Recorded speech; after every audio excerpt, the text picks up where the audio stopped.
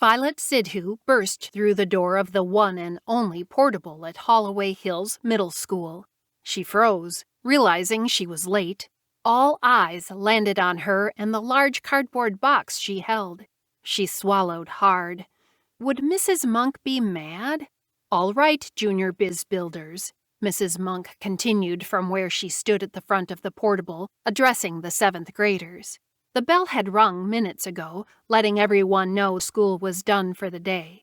Junior Biz Builders was an after-school program that taught students how to start and run a business. Mrs. Monk turned her attention to Violet. "Well, don't just stand there. Take a seat." She gestured to the desks in front of her. Violet's friend Jordan Cartwright jumped up. "Here, Vi, let me help you." She grabbed one side of the box. "It looks heavy." It was heavy, which seemed odd to Violet. Something inside the box seemed to shift suddenly as she and Jordan carried it to a free desk beside Becky Bonansky. Violet, Jordan, and Becky were a Biz Builders team, preparing to sell Violet's crocheted hats at the Christmas fundraiser. When Violet and Jordan put the box down, a meow came from inside, followed by scratching sounds. The girls looked at each other.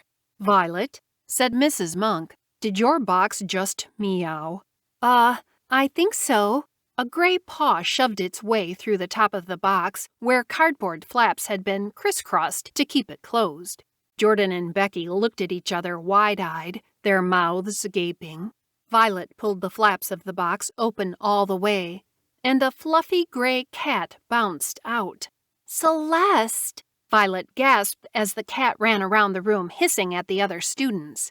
The cat backed herself into a corner as Mrs. Monk stepped toward her, then faced the Biz Builders again. "Sorry, Mrs. Monk," said Violet.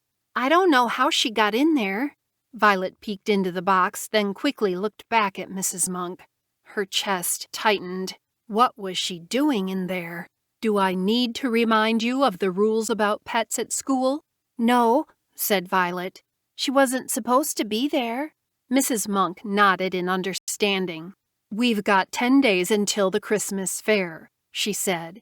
"If your team hasn't already brought their products in, please do so in the next few days. We'll spend Friday afternoon setting up the gym for the fair." The students nodded, looking around the room at each other.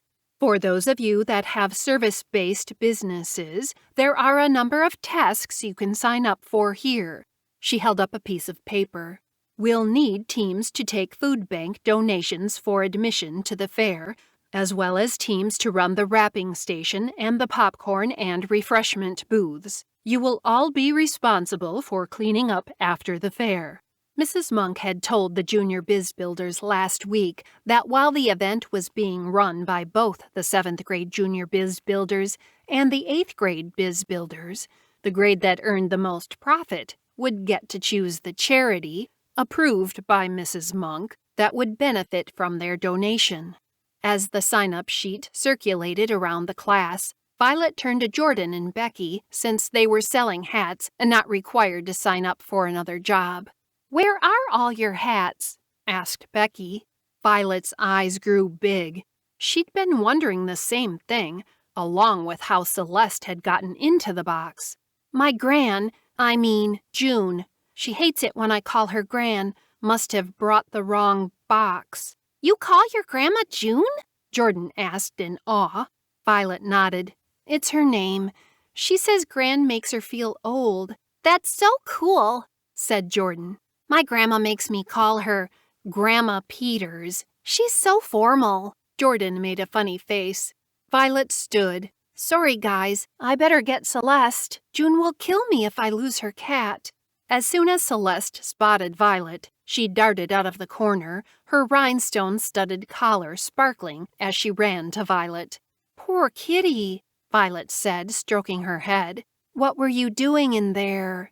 The box was empty, and Violet couldn't understand how June hadn't noticed the cat hiding in there, and who would have closed the flaps, shutting her in.